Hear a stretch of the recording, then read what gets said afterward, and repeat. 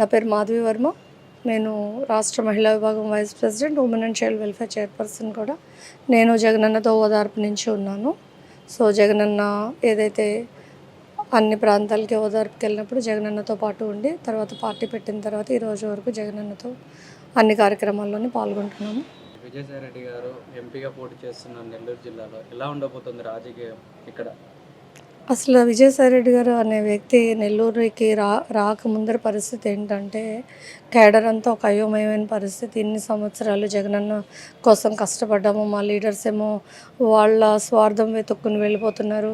ఇప్పుడు ఎవరు వస్తారో, మా పరిస్థితి ఏంటి, ఏ నాయకుడు వెంట అడుగేయాలనే ఒక తెలియని అనిశ్చిత పరిస్థితిలో ఉన్న సమయంలో జగన్మోహన్ రెడ్డి గారు విజయసాయి రెడ్డి గారికి ఉన్న ఏదైతే ఆయన ఎబిలిటీ చూసి విజయసాయి రెడ్డి గారు అయితే నెల్లూరు పట్టణానికి ఇప్పుడున్న ఈ రాజకీయ అనిస్థితికి కరెక్ట్ అయిన పరిస్థితిలో విజయసాయి రెడ్డి గారు అయితేనే దీన్ని గట్టెక్కించగలరనే నమ్మకంతో విజయసాయి రెడ్డి గారిని నెల్లూరుకి ఎంపీ అభ్యర్థిగా పంపించడం జరిగింది.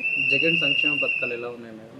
జగన్మోహన్ రెడ్డి గారు ఇప్పటివరకు చేసిన సంక్షేమ పథకాలన్నీ కూడా ఆంధ్ర రాష్ట్ర చరిత్రలో ఏ ఒక్క ముఖ్యమంత్రి కూడా ఇప్పటివరకు ఇచ్చిన హామీని అమలు చేసిన పరిస్థితి 99% ఏ ఒక్క నాయకుడు చేయలేదు. చెప్పినవే కాకుండా మేనిఫెస్టోలో చెప్పనివి కూడా ఎన్నో చేశారు జగనన్న. ఆచరణకి యోగ్యమైన అన్ని పథకాలు కూడా పేద ప్రజలకి కరోనా లాంటి కష్టకాలంలో చేతులు ఎత్తేయకుండా నేనున్నాను మీకు అంటూ భరోసా ఇస్తూ, అది రేషన్ అయితే కానివ్వండి, ఉచిత రేషన్ ఇచ్చి మరి అటు ఆక్సిజన్ అన్ని రకాలుగా కూడా కరోనా సంక్షోభంలో ఆంధ్ర రాష్ట్ర ప్రజల్ని ఆయన హత్తుకున్నారు గుండెలకి అని చెప్పుకోవచ్చు. ఇప్పుడు మేనిఫెస్టో మీద మీ అభిప్రాయం? ఇప్పుడు మేనిఫెస్టో ఏంటంటే క్రిస్టల్ క్లియర్. ఇప్పుడు టీడీపీ మేనిఫెస్టో చూసారు మీరు, అదే కూటమి మేనిఫెస్టో అనే దానికన్నా కూడా టీడీపీ మేనిఫెస్టో అనడమే కరెక్ట్. ఎందుకంటే నిన్న పరిస్థితులు చూసారు మీరు, అక్కడ మోడీ ఫోటో లేదు, పవన్ కళ్యాణ్కి విలువ లేదు. అలాగే అది టీడీపీ మేనిఫెస్టో లాగే ఉంది, కానీ ఎక్కడ కూటమితో సంప్రదింపులు జరిపి ముగ్గురు కూర్చుని రాసిన మేనిఫెస్టోలో లేదు. అది అమలుకు సాధ్యం కాని మేనిఫెస్టో. అది చిన్న పిల్లవాడు 10th class 9th class 8th class పిల్లల్ని అడిగినా కూడా మన రాష్ట్ర బడ్జెట్ ఏంటి, మనం ఇచ్చేదేంటి, ఎక్కడి నుంచి తెస్తాము, ఎంత ఆదాయం ఏంటి, అప్పు ఏంటి అనేది కూడా తెలియకుండా మరి 14 సంవత్సరాలు పరిపాలించిన ఒక వ్యక్తి మేనిఫెస్టోని ఇలా రిలీజ్ చేయటం నిజంగా సిగ్గుచేటు. అంటే సభ్య సమాజం తలదించుకునేలా ఉంటుంది. ఎందుకంటే ఏదైనా ఒక మనిషి ఏదైనా పని చేస్తామంటే దానికి ఒక క్రెడిబిలిటీ ఉండాలి.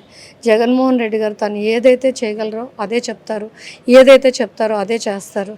కాబట్టే ఆయన డిసైడెడ్ వన్స్ రాజకీయాల్లోకి వచ్చిన తర్వాత అది ఏదైనా సరే ఎదుర్కోవడానికి సిద్ధపడే వచ్చారు. కాబట్టి ఆయన మేనిఫెస్టోలో కూడా మీరు చూడండి, వృద్ధాప్య పెన్షన్లు కూడా 28, 29లోనే 250 పెంచుతానన్నారు. ఏదో గాలం వేయాలంటే మొదటి సంవత్సరంలోనే పెంచవచ్చు. ఆయన ప్రతి విషయంలోనే కూడా ఆయన దగ్గర ఒక నీతి నిజాయితీ ఉంది.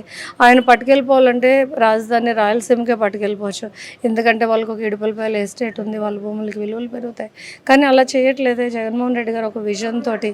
చూడండి, మనము చెన్నై నుంచి విడిపోయినప్పుడు మనం నెల్లూరు, మనము కర్నూలుని క్యాపిటల్గా పెట్టుకున్నాం. మళ్ళీ కర్నూలు నుంచి విడిపోయిన తర్వాత మళ్ళీ హైదరాబాద్ని పెట్టుకున్నాం. హైదరాబాద్ నుంచి విడిపోయిన తర్వాత ఆంధ్ర రాష్ట్రం మరి మిగులు బడ్జెట్ తోటి ఉన్నాం మనం. ఇవన్నీ కూడా చదువుకున్న వాళ్ళు కూడా మాట్లాడతారు, నోట్లో నరల్ని నాలుగు మాట్లాడుతుందా అని అనిపిస్తుంది. ఎందుకంటే వాస్తవ పరిస్థితులు చూస్తే జగన్మోహన్ రెడ్డి గారు అటు పేదరికాన్ని దగ్గరగా చూసి, ఆర్థిక పరిస్థితిని కూడా చాలా దగ్గరగా భూతద్దుల్లో చూసే మాత్రం ప్రతి ఒక్క కార్యక్రమాన్ని చేస్తున్నారంటే ఎటువంటి సందేహం లేదు. ఎందుకంటే ఇప్పుడు మన బడ్జెట్ ఏంటి, మనం ఏది ఇవ్వగలుగుతాము, ఏది చేయగలుగుతాము అది మాత్రమే చెప్తారు జగన్ సార్, అదే చేస్తారు కూడా.